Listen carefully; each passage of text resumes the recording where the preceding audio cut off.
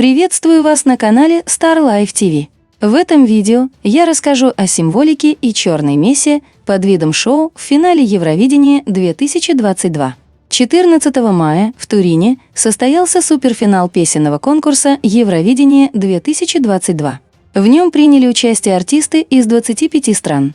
20 участников прошли по результатам полуфинала. Еще 5 исполнителей из большой пятерки оказались там автоматически. Как и предполагалось, в финал попали самые символичные номера, а сам конкурс превратился в некое подобие шабаша. В итоге зрители по всему миру, которые болели за свои страны в онлайн-режиме, стали свидетелями настоящей черной мессы и неприкрытого поклонения темным силам. Для начала обратим внимание на оформление зала. Сцена, на которой выступали артисты, была сделана в форме перевернутого треугольника, символизирующего падение мира. Прямо за ней находился черный диск. Мультимедийный художник и сценограф Франческа Монтинаро, занимающаяся проектом сцены, назвала его кинетическим солнцем.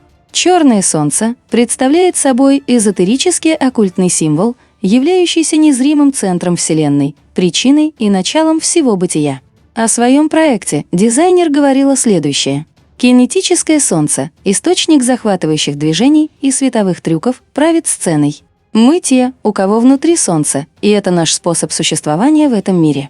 Таким образом, художник озвучила одну из теорий об устройстве нашего мира, которую она отразила в своем дизайне. Помимо всего прочего, с определенного ракурса, так называемое кинетическое солнце напоминало огромный глаз, символ всевидящего ока. Открывала финал Евровидения 2022 итальянская певица Лаура Паузини. Один из ее номеров напоминал ритуал тайного общества. Вместе с певицей на сцене стояли люди в черных балахонах, схожих с одеяниями участников масонской ложи. Все они стояли внутри пирамиды из света. Во время следующего номера Лауры Паузини ее сопровождали парни и девушки в черных нарядах и красных перчатках. Создавалось ощущение, что их руки полностью в крови. На глазах у танцоров были очки виртуальной реальности, что давало отсылку к теме иллюзорности нашего мира. Сама певица также была одета во все черное. Ведущими финала Евровидения 2022 стали Лаура Паузини, телеведущий Алессандро Кателан и певец Мика. На протяжении всего конкурса они постоянно демонстрировали известные жесты. Очень символичными были заставки, которые показывали во время объявления участников. Артисты представляли собой голограммы, появляющиеся на фоне достопримечательностей страны. Все это дает отсылку к идее цифровизации нашего мира. Первыми из конкурсантов на сцену вышли представители Чехии. Группа VR Domi исполнила песню под названием «Выключаю свет». Начиналась она со строк, явно дающих отсылку к продаже души дьяволу. «Я потеряла душу, сбилась с пути, наделала все ошибки, которые только смогла». Во время выступления за спиной артистов мелькали жуткие образы. Сначала на экране появились античные статуи, истекающие кровью. Чуть позже эти же статуи были перемотаны колючей проволокой и цепями. Все это может символизировать страдания и отсутствие свободы в человеческом теле.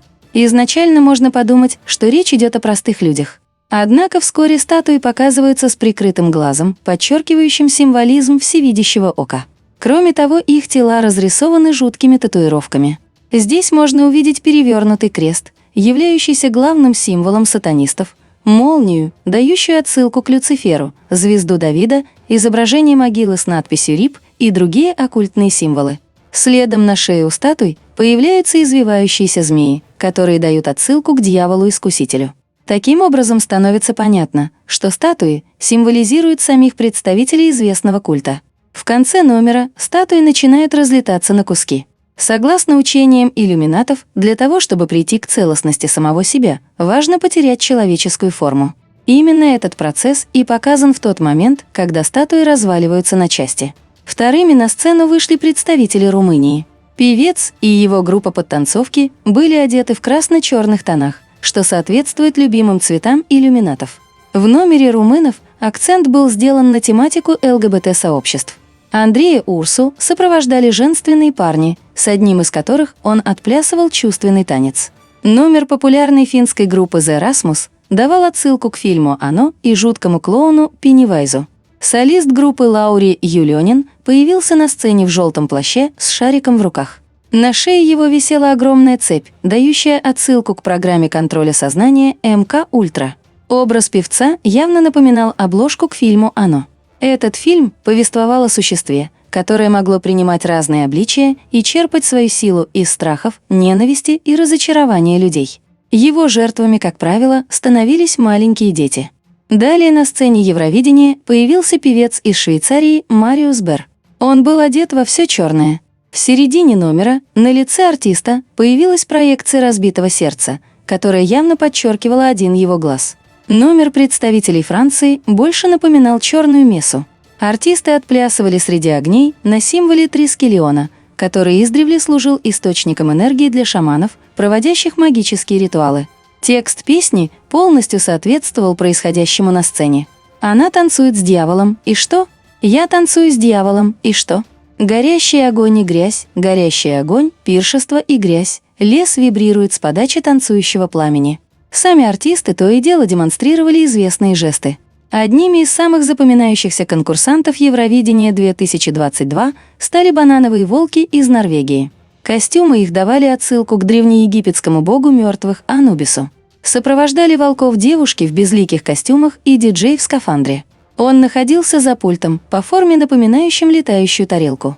Сами артисты позиционировали себя пришельцами с Луны, что дает отсылку к одноименному культу поклонения темным силам.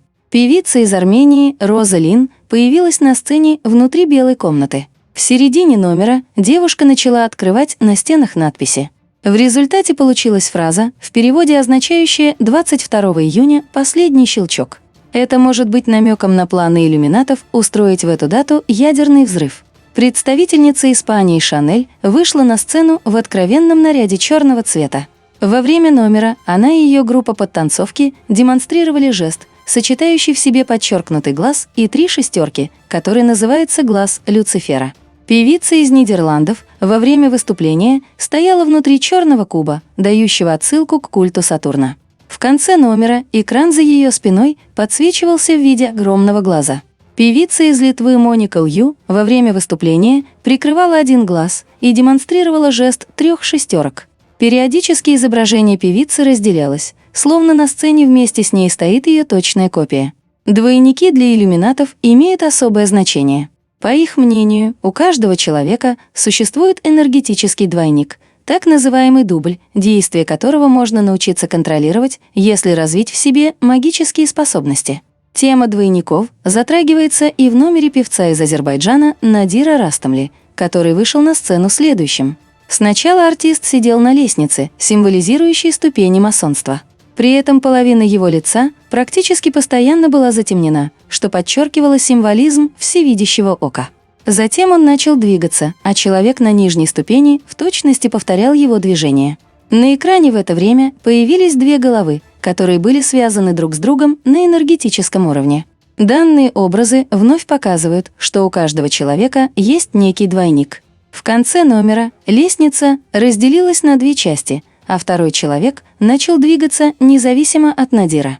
Однако после того, как они встретились лицом к лицу, двойник падает без чувств. Все это иллюстрирует теорию иллюминатов о том, что если человек встретится со своим дублем, то один из них обязательно погибнет. Певица из Греции Аманда Джорджеди выбрала для выступления милый женственный образ. Вот только слова ее песни совершенно ему не соответствовали. Девушка пела про ад и смерть. В песне присутствовали следующие строки. «Для нас год прошел вполне себе мило, да, так все говорят. Вот только год был тем еще адом, и мы жили в страхе на грани наложить на себя руки. Укради мое сердце и вырви его, забери его на ту сторону.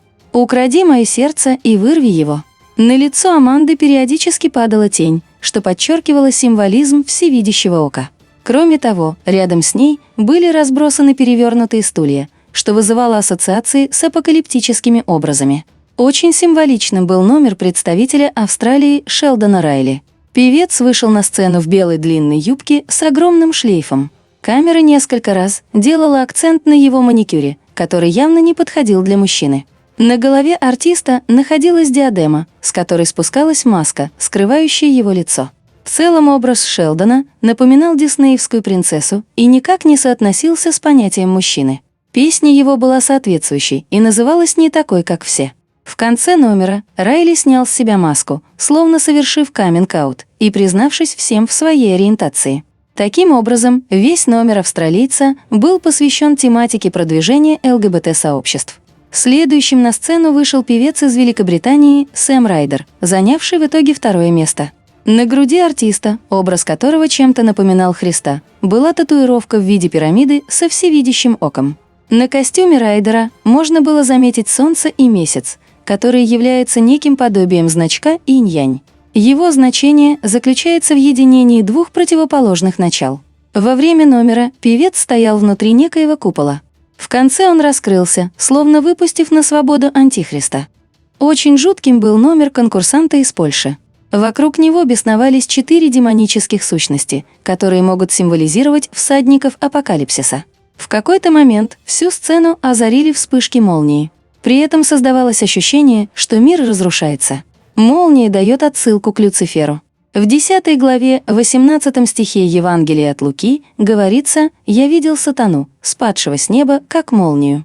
Сам артист в это время демонстрировал жест 3 шестерок. Текст песни соответствовал всему происходящему на сцене и содержал своеобразный призыв к тому, чтобы покинуть физический мир. Выступление певицы Констракта из Сербии больше напоминало оккультный обряд, совершаемый прямо на сцене. Артистка сидела перед тазиком с водой и совершала гипнотизирующие движения руками. Рядом с ней стояли мужчины в одежде, похожей на наряд священнослужителей. В какой-то момент все вокруг озарилось красным светом, а пол под ногами артистов превратился в шахматное поле, символизирующее у иллюминатов единство добра и зла. Происходящее на сцене стало еще больше напоминать ритуал тайного общества. Слова песни также были довольно жуткими. Они словно программировали на грядущие болезни, а также отражали суть процедуры всеобщей иммунизации населения от модного вируса. Так как же за мной будут наблюдать? Во имя здоровья. Как обо мне позаботятся? Во имя здоровья. Художница невидима, во имя здоровья. Не видите меня, это магия во имя здоровья. Как и следовало ожидать, победила на конкурсе Евровидения 2022 Украина. В конце своего номера участники группы «Калуш Оркестра» обратились к миру с призывом помочь их стране.